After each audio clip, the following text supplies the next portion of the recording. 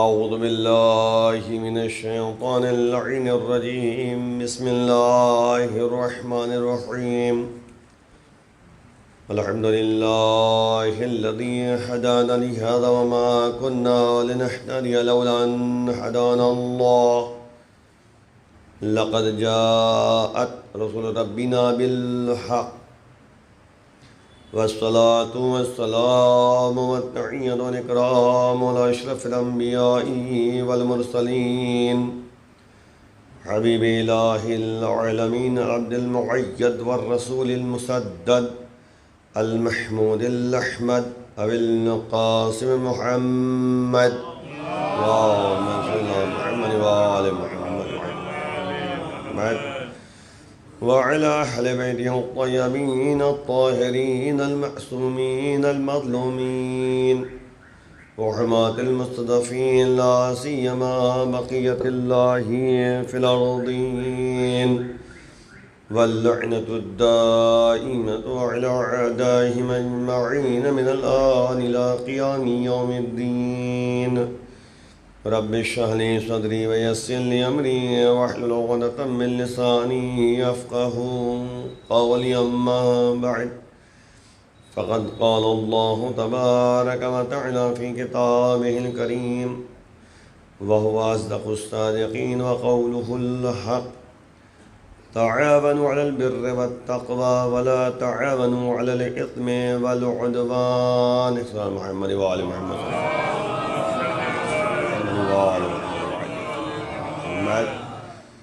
اعزائے گرامی، سلسلہ گفتگو آپ کے سامنے ہے. اختتامی گفتگو آپ کے سامنے اسی آیہ کریمہ کے ذیل میں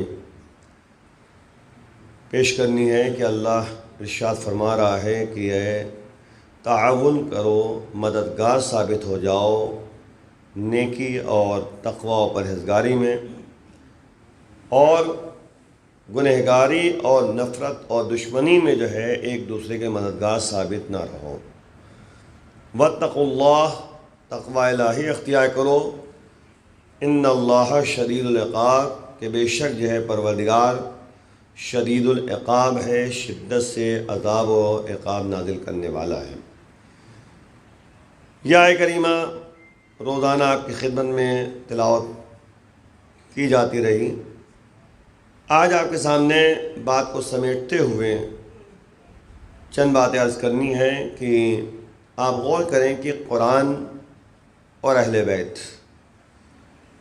نبی نے جاتے جاتے ایک جملہ کہا تھا کہ انی تارکن فیکم الثقلین، تمہارے درمیان دو گراں قاعدین چھوڑ کے جا رہا ہوں،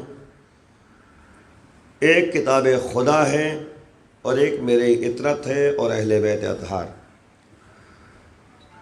ما ان تمسکتم بہما، جب تک ان دونوں سے متمسک رہو گے.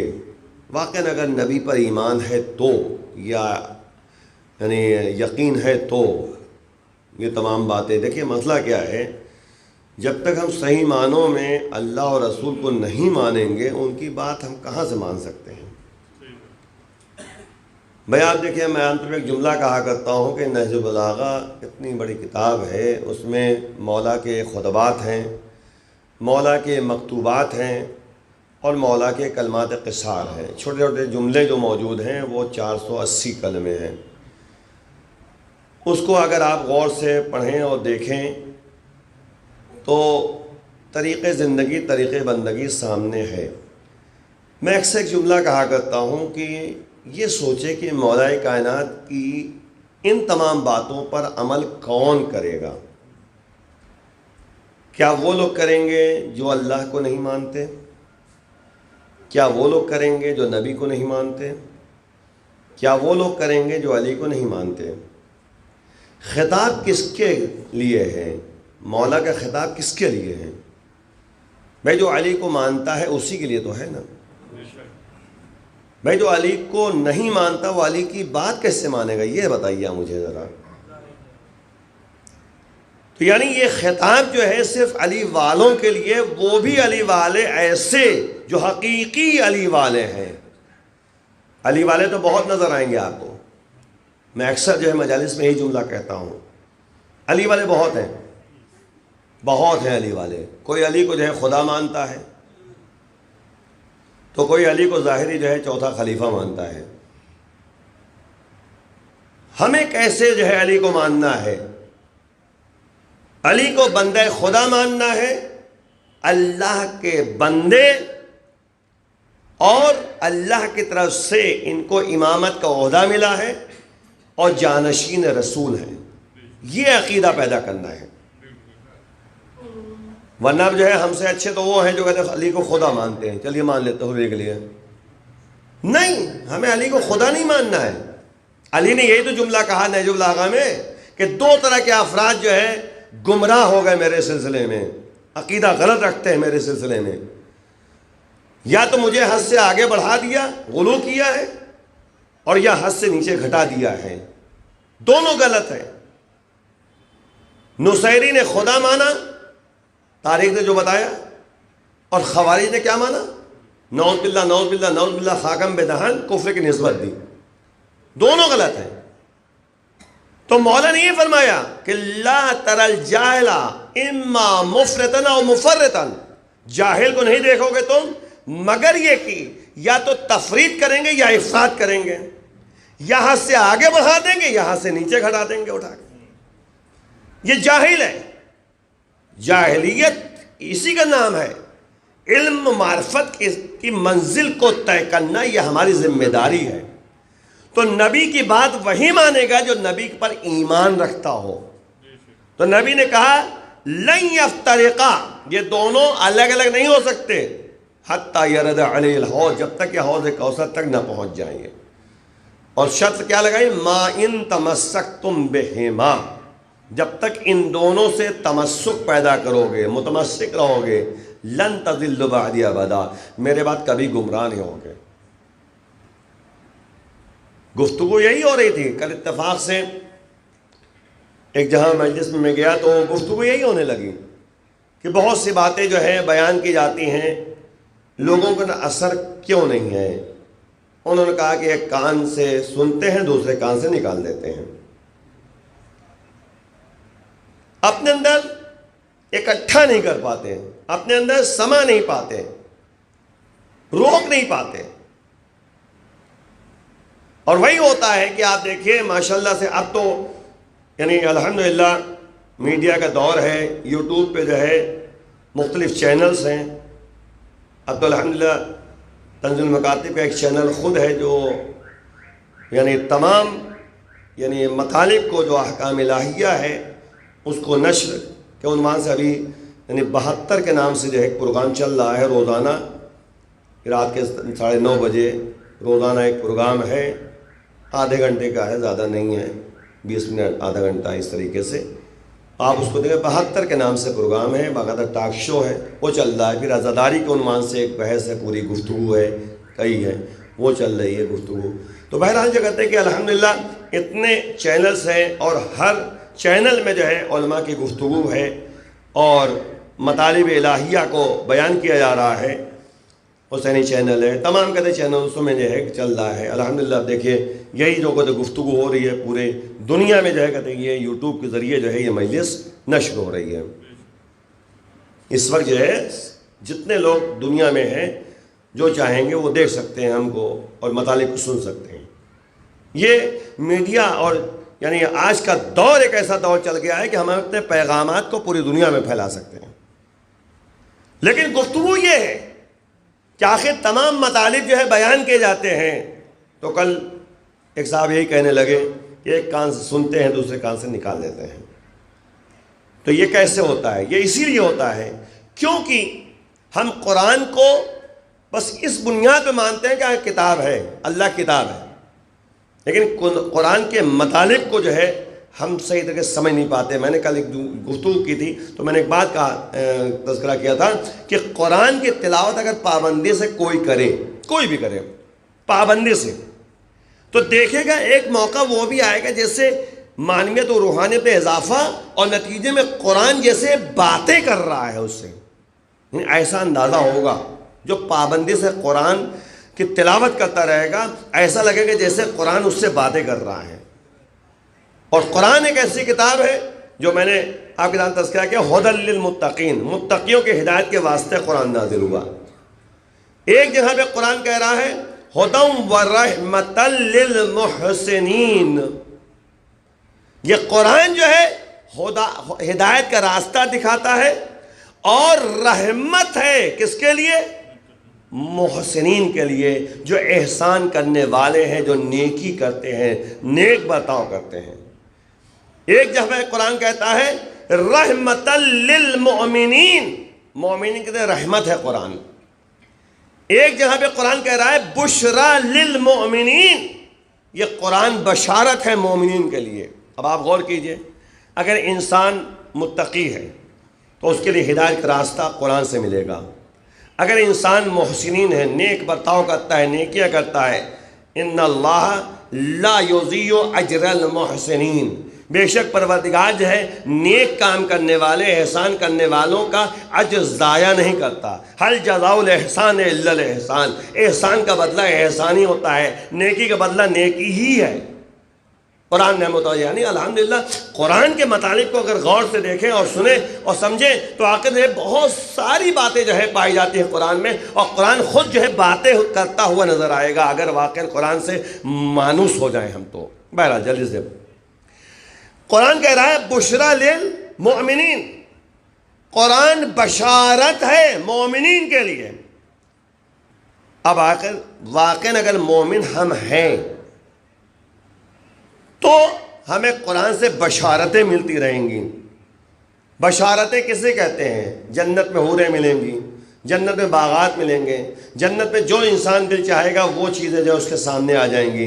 تخت تو ایسے تخت ملے گا کہ علی الارائک متکئون، یعنی تخت کے اوپر گاؤ لگے ہوں گے، گاؤ تکیے بڑے اچھے والے، اور اس پہ ٹیک لگائے مومن بیٹھا ہوگا۔ علی الارائک متکئون قرآن کہہ رہا ہے، ٹیک لگائے ہوئے بیٹھے ہوں گے۔ یہ سب بشارتیں ہیں۔ سورہ واقعہ پڑھ لیجئے کہ ترجمہ صرف آج آپ کے لیے یہی ہے کہ الحمدللہ آج سورہ واقعہ اٹھائیے، شروع سے آخر تک سورہ واقعہ میں سے ترجمہ پڑھ لیجئے، بس پتہ چل جائے گا جنت میں کیا ہے اور جہنم میں کیا ہے۔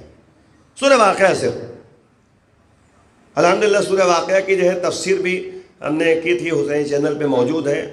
ہم نے مطلب یعنی جو اللہ کی توفیق ہوئی ہے، ہم کیا ہیں کچھ نہیں ہے، جو ہم نے روایتوں کے ذریعے اس کو کیا ہے۔ الحمدللہ ہر سال جو ہے ایک سورہ کی تفسیر جو ہے ماہ رمضان میں ہوتی ہے وہ چینل میں۔ تو بہرحال جو ہے میں عرض کر رہا ہوں کہ سورہ واقعہ کی ایک بات کہہ کے تیز آگے بڑھ جاؤں، کیونکہ آج صرف جلدی جلدی آپ کی باتیں آپ کے سامنے پیش کرنا ہے۔ دیکھیں سورہ واقعہ کے لیے روایت میں موجود ہے کہ اگر روزانہ اگر کوئی مغربین کی نماز کے بعد سورہ واقعہ کی تلاوت کرے گا تو اس کے گھر میں رزق رہے گا، رزق ہی رہے گا، فقیری راستہ طے نہیں کرے گی۔ یہ سورہ واقعہ کی برکت ہے۔ سورہ واقعہ روزانہ اگر مغربین کی نماز کے بعد کوئی پڑھے گا، میں جملہ اس لیے کہہ رہا ہوں مغربین کی نماز، کیونکہ جب تک نماز نہیں پڑھے گا اثر جو ہے انسان کی زندگی میں بہت کم پیدا ہوگا۔ تو مغربین کی نماز پڑھنے کے بعد اگر یعنی سورہ واقعہ کوئی تلاوت کرتا رہے گا تو بہرحال سورہ واقعہ کی ایک الگ اہمیت روایتوں موجود ہے کہ رزق جو ہے اس کے گھر میں کم نہیں ہوگا، اللہ کی طرف سے جو ہے روزی آتی رہے گی۔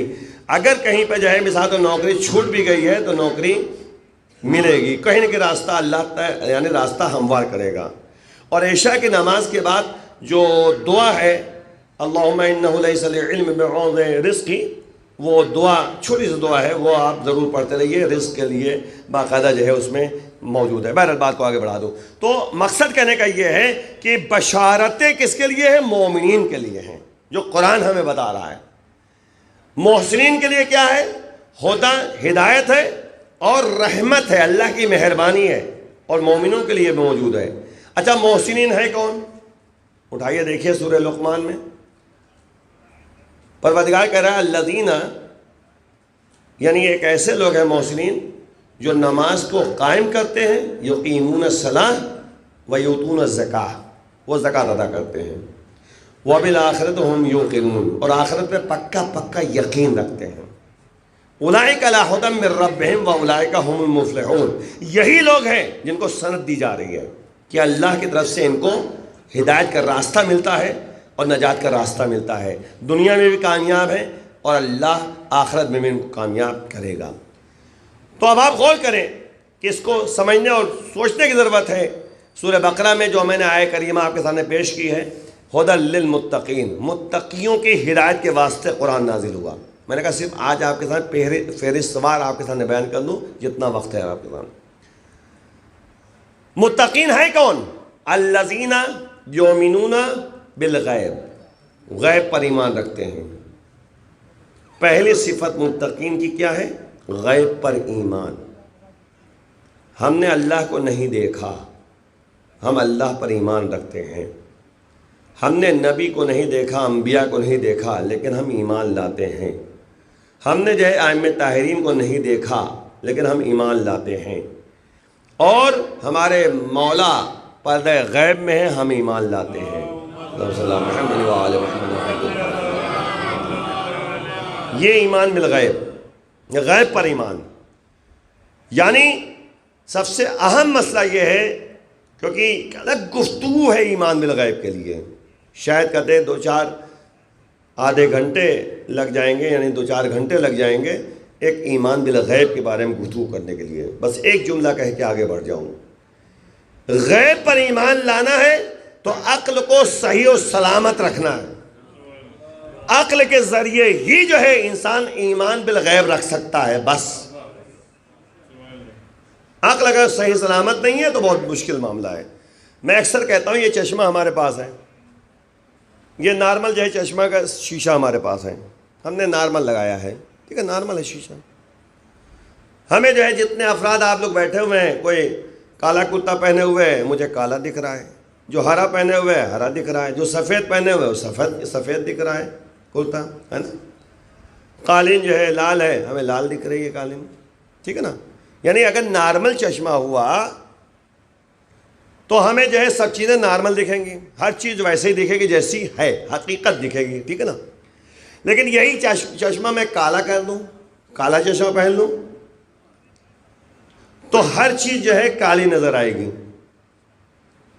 تو بھیا مسئلہ وہی ہے، عقل جو ہے اگر صاف ستھری ہے، توجہ کے جگہ ملا کے رہا، اگر عقل صاف ستھری ہے، نارمل ہے، تو ہر چیز جو ہے نارمل دکھے گی، حقیقتیں سب سامنے آ جائیں گی۔ لیکن عقل میں اگر کوئی چیز مخلوط ہو جائے، خواہشات نفسانیہ مخلوط ہو گئی، مخلوط مانے مل گئی، خواہشات نفسانیہ مل گئی، تو نتیجے میں جو ہے اب عقل جو ہے خود فیصلہ نہیں کر پائے گی۔ اب جو خواہشات نفسانیہ کہیں گی اسی کے مطابق عقل فیصلہ کرے گی، عقل اسی لحاظ سے فیصلہ کرے گی۔ میں نے جو ہے آپ کے سامنے اس دن بیان کیا تھا کہ اللہ نے 2 آنکھیں جو ہے دل میں دی ہے، کہ اللہ اگر خیر کرنا چاہتا ہے تو دل کی آنکھوں کھول دیتا ہے، پھر وہ حقائق کو دیکھنے لگتا ہے۔ تو مسئلہ وہی ہے کہ اگر انسان اللہ والا بن جائے گا تو عقل جو ہے صرف عقل فیصلہ کرنے والی ہوگی، خواہشات نفسانیہ غلبہ پیدا نہیں ہونے والا۔ میں نے اس مجلس میں ایک یاد ہوگا آپ کو، ایک یعنی دعا جو ہے میں نے بیان کی تھی، آدھی دعا بیان کی تھی، میں نے آدھی دعا ہم نے بیان کی تھی۔ آج میں اس دعا کو تھوڑا سے جو 2-4 جملے رہ گئے ہیں پوری کر دوں۔ میں نے بتایا تھا کہ مفاتح الجنان میں دعائے کومیل سے پہلے چھوٹی سی دعا ہے، میں نے اس دعا کو جو ہے وہاں پر 2-3 جملے بیان کیے تھے، باقی ہم نے کہا تھا بعد میں، تو آج ہم آپ کے ساتھ پورا کر دیتے ہیں اس کو۔ الہی قلبی محجوب، میرے معبود قلبی محجوب، میرا دل جو ہے محجوب ہو گیا ہے، چاروں طرف سے گھر گیا ہے۔ ونفسی معیوب، میرا نفس جو ہے عیبدار ہو چکا ہے۔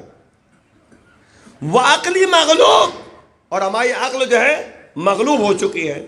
وہوائی غالب، اور خواہشات نفسانیہ غلبہ پیدا ہو چکا ہے۔ غالب جو ہے کون ہے؟ خواہشات نفسانیہ۔ خواہشات نفسانیہ جو کہتی ہے اسی کے مطابق عقل فیصلہ کرتی ہے، عقل فیصلہ کرتی ہے۔ دل میں خواہشات نفسانیہ دل میں جو ہے یعنی ایک بات پیدا کی، نتیجے میں جو ہے یعنی انسان نے سوچا ہمیں چلو کچھ پیسہ کمایا جائے حرام طریقے سے. عقل نے کہا ٹھیک ہے. کیوں کہا عقل نے؟ کیونکہ غلبہ کس کا ہے؟ خواہشات نفسانیہ کا ہے. اگر عقل کا غلبہ ہوگا تو پھر عقل فیصلہ کرے گی اور اسی کے مطابق خواہشات جو ہے عمل کریں گی. لیکن خواہشات نفسانیہ غلبہ اگر پیدا ہو گیا تو پھر عقل جو ہے ہیچ کارا ہے، بیکار ہے. پھر عقل جو ہے مغلوب ہے.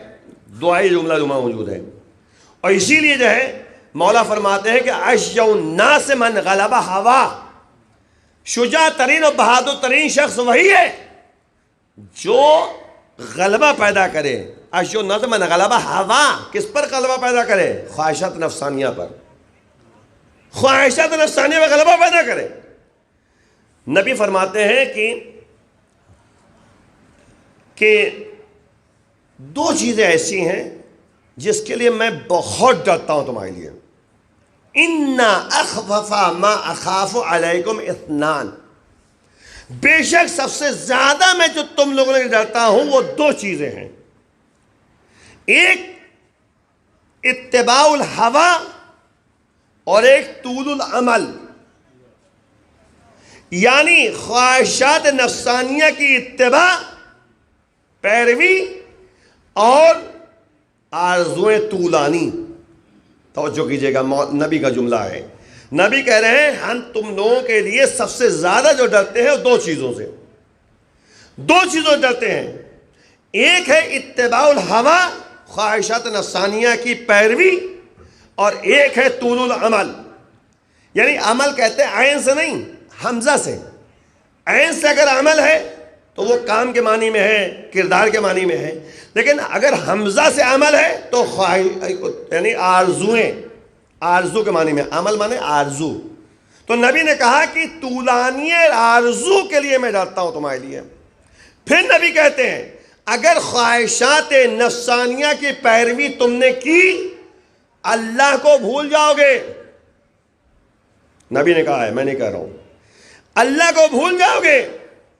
اور اگر تم نے طولانی عمل پیدا کی یعنی آرزو طولانی پیدا کی تو تم جو ہے آخرت کو بھول جاؤ گے.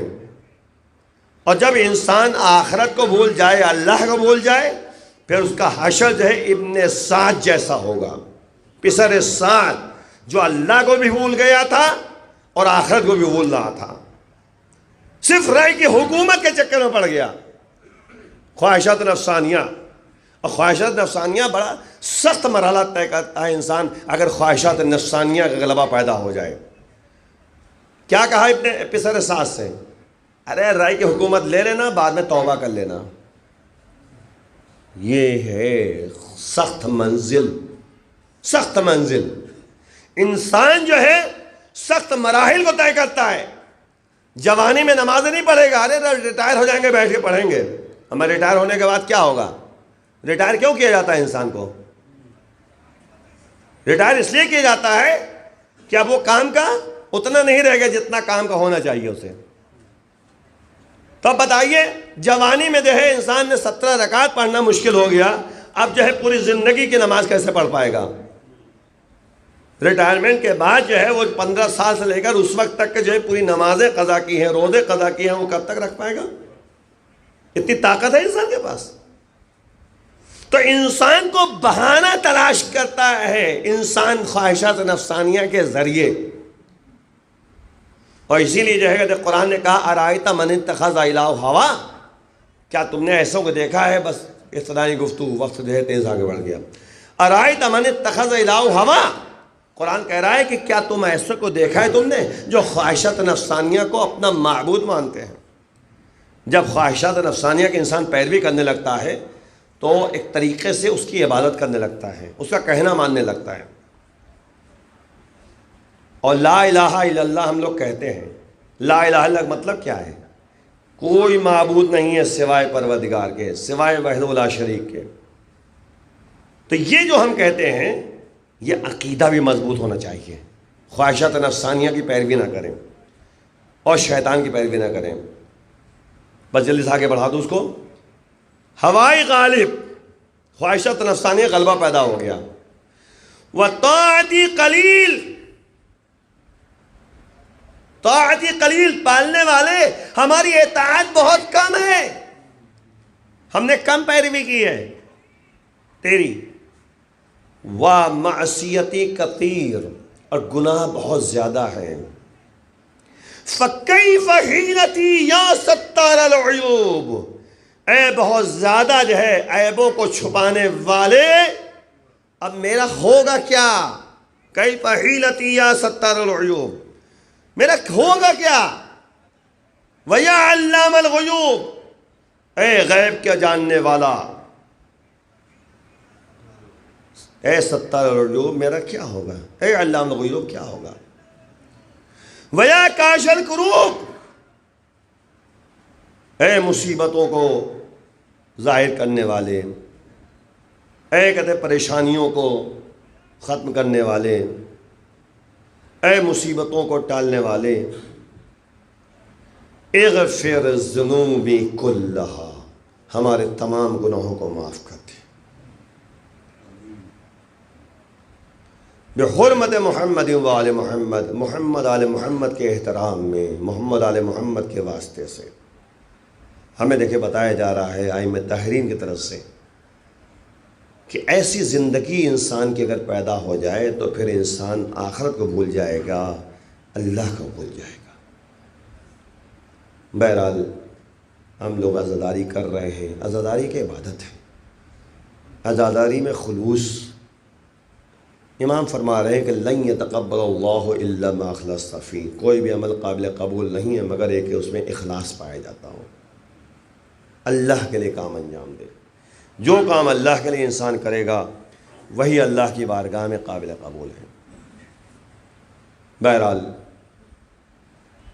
میں آپ لوگوں سے معافی کا طلبگار ہوں کہ اگر کوئی ہم سے بات ہو گئی ہو، اور ظاہر سی بات ہے انسان کو جب بھی اپنے مومنین سے ملاقات کرے تو بہرحال یہ کہتے کہ معافی تلافی کر لینا چاہیے، کیونکہ انسان نے جانے اور انجانے میں ہو سکتا ہے کسی کو اذیت پہنچ گئی ہو، رنجش پیدا ہو گئی ہو، تو یاد رکھیے گا کہ مومن کی رنجش اگر پیدا ہو جائے کسی مومن کی، اللہ اس کی بات کو سنتا ہے۔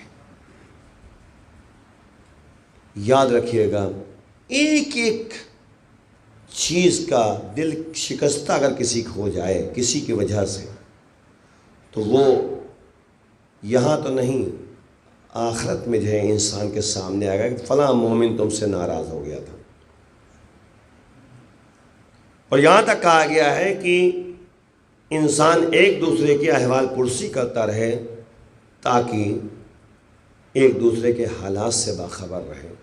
تو پہلی صفت یہ کیا تھی؟ جلدی صاحب کے نام نے بس 2 منٹ اور آپ کے سامنے۔ پہلی صفت ہے کہ ایمان بالغیب، متقین کی، وَيُقِيمُونَ الصَّلَاةَ، نماز قائم کرنے والے۔ بہرحال ایک صلوات بلند آواز سے پڑھ لیں۔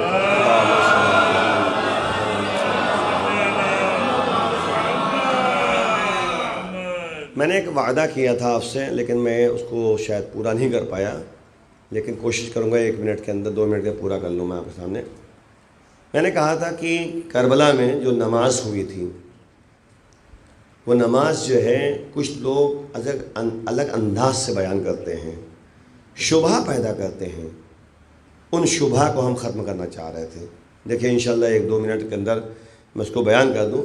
تو متقین کی صفت کیا ہے؟ نماز قائم کرتے ہیں۔ بس اسی میں گفتگو تمام کر دیں گے، باقی باتیں انشاءاللہ وقت ملا تو کہیں گے۔ دیکھیں اسلام میں پڑھی جاتی ہیں، فقہ میں انشاءاللہ جو ہے آپ دیکھیے گا، نماز خوف کے نام سے ایک نماز ہے، آپ مفاتل اور توضیح مسائل اٹھائیے گا، اس میں دیکھیے گا نماز خوف ہے۔ اور شرح العلوم میں بھی جو ہے شہید ثانی نے اور شہید اول نے ذکر کیا نماز خوف۔ نماز خوف جو ہے مغرب کی تو 3 رکعت رہے گی اور بقیہ جو ہے 2 رکعت رہیں گی۔ یہ ایک استثنائی معاملہ ہے، الگ سے ایک معاملہ ہے، یعنی ظہر کی، عشاء کی، یہ سب 2 رکعت ہو جائے گی۔ اگر جنگ جو ہے شباب پر ہو، شباب کا مطلب اس لیے کہا میں نے کہ جنگ ہو رہی ہے، جنگ رک نہیں گئی ہے، تو اس میں جو ہے کچھ لوگ جنگ کرتے ہوئے دشمن کو روکیں گے اور کچھ لوگ نماز پڑھیں گے۔ اب اگر وہ جو کچھ لوگ جہاد کر رہے تھے اور مقابلہ کر رہے تھے دشمنوں سے، اگر وہ شہید ہو گئے تو بات ختم ہو گئی، لیکن اگر شہید نہیں ہوئے تو اب وہ نماز پڑھیں گے اور بقیہ جا کے جو ہے جہاد کریں گے۔ یہ ہے اسلام میں نماز خوف۔ بعض لوگ جو ہے یہ نماز کو اس طریقے سے بیان کرنے لگتے ہیں، ارے فلاں نے جو ہے میدان کربلا میں یہ کہا تھا کہ ہم جا رہے ہیں نماز وہاں پڑھ لیں گے۔ یہ کیا مطلب ہے؟ یعنی اس طرح کی باتیں جو ہے یہ اس لیے جو ہے کہتے ہیں کہ بیان کر کے جو ہے کیا کرتے ہیں، نماز کو سبق پیدا کرنا چاہتے ہیں، لیکن اسلام کے احکام سے واقف ہونا چاہیے نا۔ بھائی کہا گیا کچھ لوگ جو ہے وار کو روکیں گے اور کچھ لوگ نماز پڑھیں گے۔ جب وہ نماز پڑھ چکے ہوں گے، اگر تعداد زیادہ ہے تو کیا ہوگا، جلدی سے یہ نماز ختم ہوگی اور وہ جو ہے فوراً آ کے جماعت میں شامل ہو جائیں گے۔ لیکن کربلا میں افراد کم تھے، زیادہ لوگ تھے نہیں، اسی نتیجے میں جو کچھ لوگ نماز پڑھ رہے تھے، کچھ لوگ جو ہے تیروں کو روک رہے تھے، کچھ لوگ جو ہے وار کو روک رہے تھے۔ تو جو وار کو روک رہے تھے آپ ان کو جو ہے یہ نہ کہیے کہ نعوذ باللہ جو ہے کہتے کہ انہوں نے نماز نہیں پڑھی۔ یہ سمجھ یعنی یہ اس طرح کے شبہات جو پیدا کیے جا رہے ہیں وہ غلط ہے۔ بھائی مسئلہ یہی تو ہے نا کہ کچھ لوگ جو ہے وار کو روکیں گے اور کچھ لوگ جو ہے نماز پڑھیں گے، پھر یہ لوگ جا کے وار کو روکیں گے، پھر یہ لوگ نماز پڑھیں گے۔ یہ معاملہ ہے، تو اس کو نماز خوف کہتے ہیں۔ بس اس سے زیادہ تشریح نہیں کروں گا، بقیہ باتیں انشاءاللہ آپ لوگ توضیح مثال میں دیکھ سکتے ہیں۔ تو میں شبہ کو ختم کرنا چاہ رہا تھا کہ مختلف شبہات پیدا کیے جاتے ہیں، تو اس شبہ کو میں ختم کرنے کے لیے میں نے اتنی بات اس دن وعدہ کیا تھا، میں نے آج بیان کر دیا جلدی سے۔ اس کے بعد جو ہے کہتے ہیں ظاہر سی بات ہے کہ کربلا کا واقعہ جو ہمارے سامنے ہے اس میں متقین بھی ہیں، محسنین بھی ہیں، مومنین بھی ہیں، اللہ کی طرف سے رحمت بھی ہے، اللہ کی طرف سے ان کے لیے جو ہے مدد بھی ہے، اور نتیجے میں جو ہے روز عاشور ایک ایک کر کے راہ خدا میں شہید ہوتے رہے۔ وہ وقت بھی آتا ہے جب حسین مظلوم نے کہا حل من ناصر ینصرنا، حل من مغیث یغیثنا، کوئی ہے جو میری آواز سے لبیک کہے، کوئی ہے جو میری مدد کے لیے آئے۔ عزیزوں کہیں سے کوئی آواز نہ آئی، بلکہ اصحاب و انصار کی لاشیں تڑپ رہی تھیں اور کٹی ہوئی گردنوں سے آواز آ رہی تھیں۔ مولا اگر موت نے مجبور نہ کیا ہوتا تو آپ کی نصرت کے لیے آتے۔ ہاں عزیزوں، حسین جناب علی اصغر کو میدان قتال میں لے گئے، ایک بلندی پہ کھڑے ہو جاتے ہیں۔ اے قوم اشقیاء، اگر تمہارے نزدیک میں قصوروار ہوں تو اس بچے نے کوئی قصور نہیں کیا ہے، اس کی ماں کا دودھ خشک ہو چکا ہے، اسے ایک گھٹ پانی پلا دو۔ اگر تم یہ سمجھتے ہو اس کے بہانے میں پانی پینا چاہتا ہوں، لو میں زمین پہ لٹائے دیتا ہوں، تم خود آ کر اسے پانی پلا دو۔ ہاں عزیزو، عجب منظر تھا، حسین نے 6 مہینے کے بچے کو زمین پہ لٹا دیا، جلتی ہوئی زمین، ننھا سا بدن۔ حسین نے فوراً بچے کو اٹھا لیا۔ اے میرے بچے، تم بھی حجت خدا کے بیٹے ہو، اپنی حجت تمام کر دو۔ ایک مرتبہ خشک ہونٹوں پہ ننھی سی زبان پھیرنا شروع کر۔ قوم اشقیاء میں تلاطم مچا، ارے کوئی جانے لگا پانی لے آؤ پلا دو، لیکن ملعون پسر سعد نے کہا این حرملہ، حرملہ کہاں ہے؟ اقطع کلام الحسین، حسین کے کلام کو منقطع کر دے۔ عزیزوں، اللہ کسی غم نہ سوائے غم آل محمد میں۔ ہاں عزیزوں، عجب منظر تھا، 3 بھال کا تیر چلے کمان میں، عجب منظر تھا۔ اس کا ہاتھ کانپ رہا تھا۔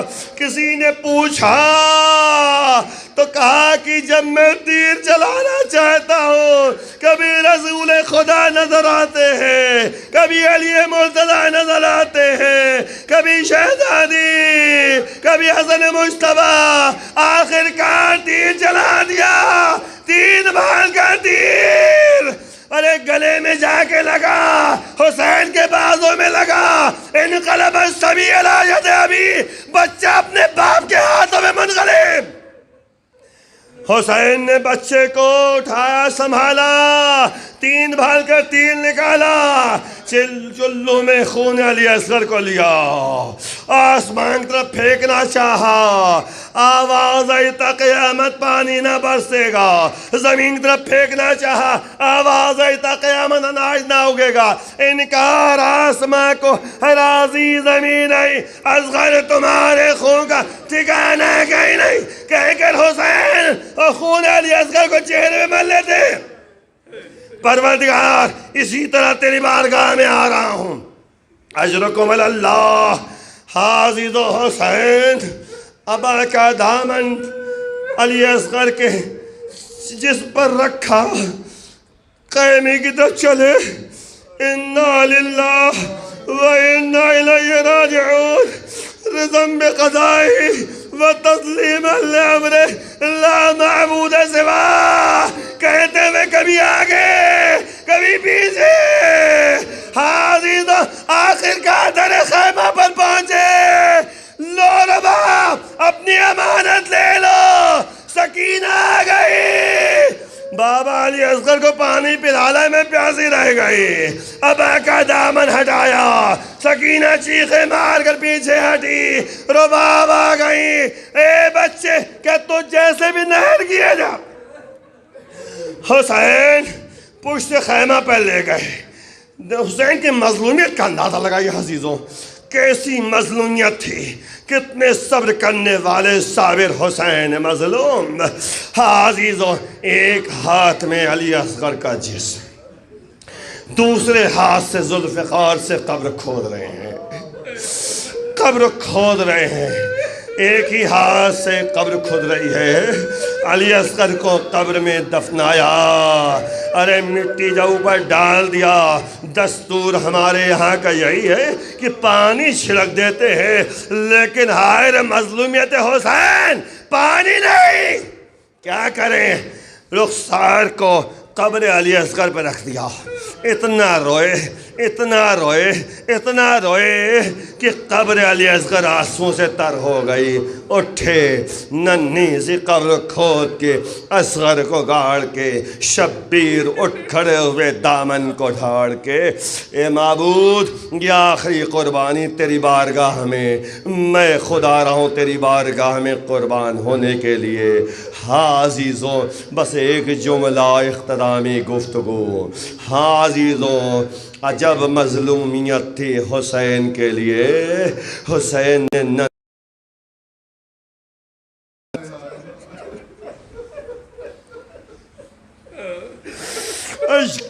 نے کیا کیا، جب سب جو ہے گنے جا رہے تھے تو یہی کہا کہ ایک بچہ بھی تھا، کسی نے کہا پشت خیمہ میں دفنا دیا، نیزے برداروں کو بلایا گیا، نیزے بردار اپنے نیزے زمین میں جھکو رہے ہیں، ایک مرتبہ ایک نیزے بردار نے زمین پہ نیزہ چبویا، جب زمین سے نیزہ نکالا، ارے جسم علی اصغر نیزے میں چبا، باہر آ گیا جسم علی اصغر، سر تن سے جدا کیا گیا، نوکے نیزہ پر علی اصغر کا سر، واہ مصیبتا، واہ مصیبتا، وَلَا لَعْنَةُ اللَّهِ عَلَىٰ قَوْمِ الظَّالِمِينَ سَيَعْلَمُ الَّذِينَ ظَلَمُوا أَيَّ مُنقَلِبٍ يَنقَلِبُونَ۔ پالنے والے بحق زہرا وابیہا وبعلہا وبنیہا، ہمارے گناہوں کو معاف فرما، معبود ہم لوگ عزادار آنے آپ پروردگار ہم عزادان امام حسین ہیں، پروردگار ہمیں جہاں پر بھی جو بھی عزادان امام حسین ہیں، محبان اہل بیت ہیں، ان کی عزت و جان و مال کی حفاظت فرما۔ معبود قرضدار کے قرض ادا فرما۔ پروردگار جہاں جہاں ذکر اہل بیت ہے ان کے گھروں میں رحمت و برکت نازل فرما۔ پروردگار امام کے آوان انصار میں شمار فرما۔ پروردگار ہماری یہ عزاداری کو قبول فرما۔ مختصر سی